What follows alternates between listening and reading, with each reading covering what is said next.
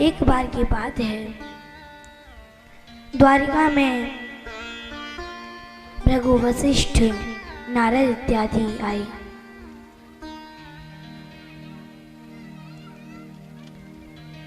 ये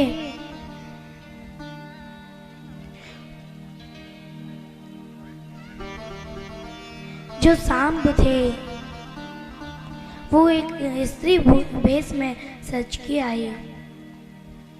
प्रद्युम्न बोले, ये कजरारे नेत्रों वाली मेरी भाभी हैं, अभी ये गर्भवती हैं। आप बताइए इनके पुत्र होगा या पुत्री। सबसे आगे दुर्वासा ऋषि बैठे थे। जब ध्यान लगाकर देखे तो सब समझ गए और बोले, हे मूर्ख, ऋषियों से मजाक करोगे? ये कोई भाभी भाभी नहीं है, ये सांप है। मैं श्राप देता हूँ, जनिष्यते वो मंदा मूसलम कुलनाशुनम, कि इसके पेट से एक ऐसा मूसल पैदा होगा जो कि पूरे राज्यसभा को नष्ट करेगा।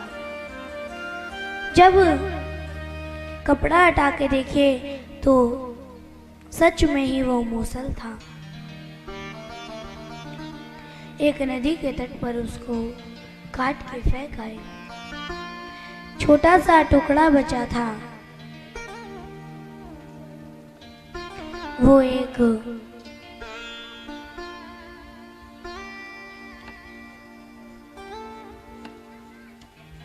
मछली निकल गई। उस मछली को एक मछुआरा पकड़कर घर ले गया। सुखदेव जी कहते हैं, राजन, इस पूरी कहानी को प्रभु को बताया नहीं गया, क्योंकि प्रभु ब्राह्मणों का अपमान सह नहीं सकते। भगवान बोले, हम प्रभासक क्षेत्र को चलना चाहिए, वहां तीर्थ करेंगे, स्नान करेंगे, ब्राह्मणों को कुछ दान करेंगे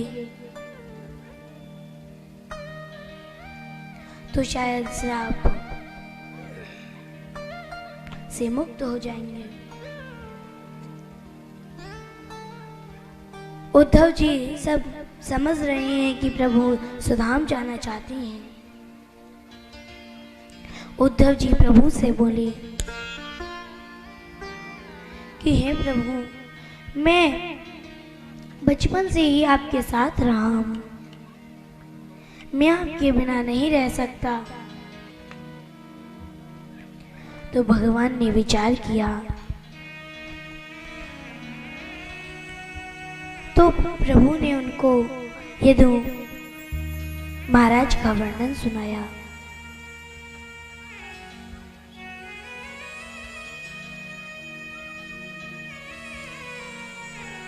उन्होंने सुनाया,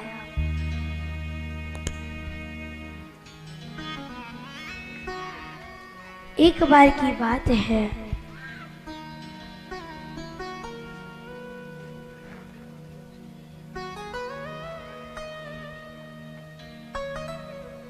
अद्भुत शिरोमणि दत्तात्रेय जी वहां से गुजर रहे थे। तो यदु जी महाराज दिखे। वो बोले, देखता हूं कि आप हमेशा हष्ट पुष्ट रहते हैं, ये कैसे? तो यदु जी ने अपने 24 गुरु का नाम सुनाया। पृथ्वी वायुराकाश मापो अग्निचंद्रमा रवि, कपोतो अजगरा सिंधु, पतंगो मधुकेत गज, मधुआ हरिणो मीना, पिंगला दुर्रोबक, कुमारी सर्किता सर्प, उरुणाभि शुभे स्थिता।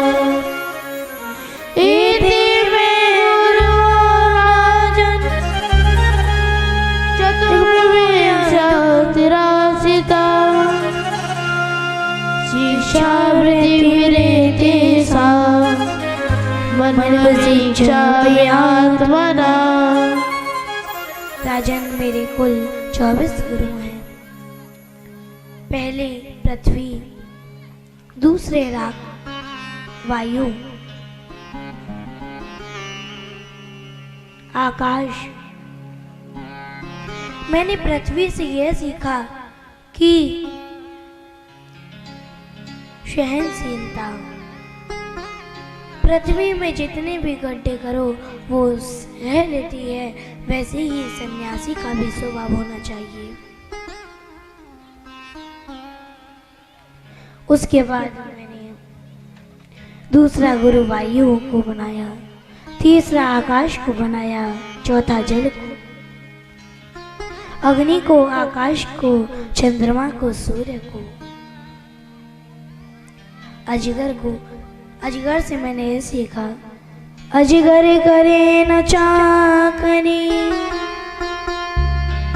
पंछी करे न काम, समझूंगा कह गए सबके दाता राम। मैंने अजगर से यह सीखा, अजगर कभी पेट भरने के लिए किसी की भी गुलामी नहीं करता और कभी भूखा भी नहीं मरता। उससे मैंने सीखा, सन्यासी को कारण बस जो कुछ भी मिल जाए उसी में संतोष करना चाहिए। राजन, मैंने 10वां गुरु समुद्र को बनाया, पतंगी कीड़े को, मधुमक्खी को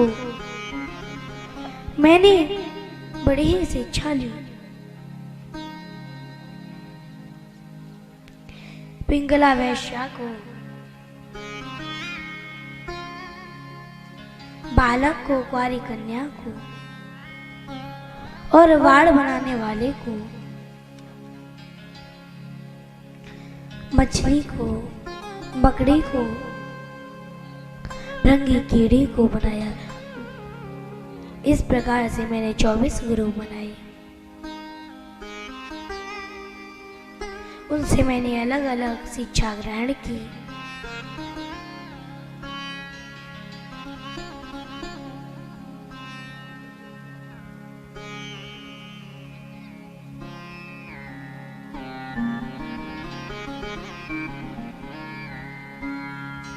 उसके बाद उद्धव जी को सांख्य योग का उपदेश दिए।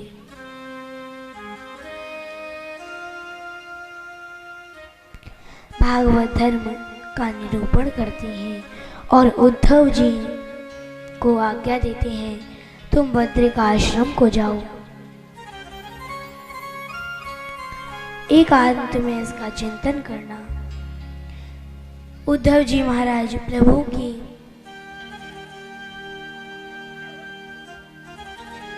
चरण पादुका लेकर बद्रिका आश्रम को चले गए और उधर एक अंत में चिंतन करने लगे।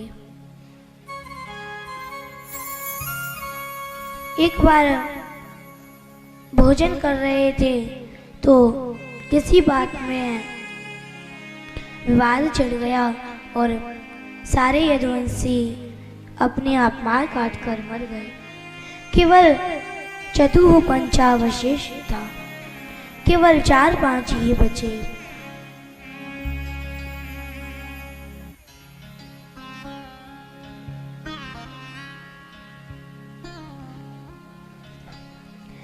और क्षीर सागर को चले गए। भगवान एक पीपल के वृक्ष के नीचे बैठे थे तो जांग पर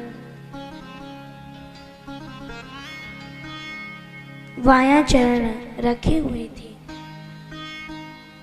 तभी एक जरा नाम का बहेली आया और उसने प्रभु के चरण पर बाण मार दिया।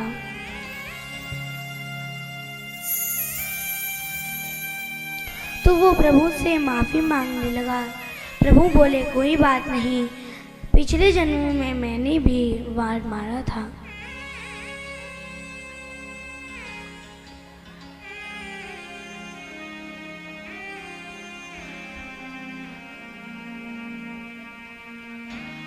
तो उसके बाद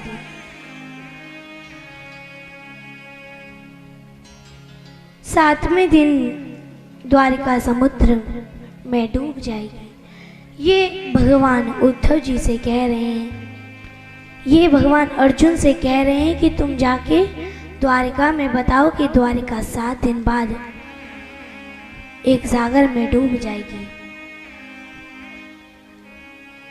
इधर स्वर्ग में ब्रह्मादि देवता इत्यादि खड़े हैं कि प्रभु किस प्रकार से स्वधाम जाएंगे।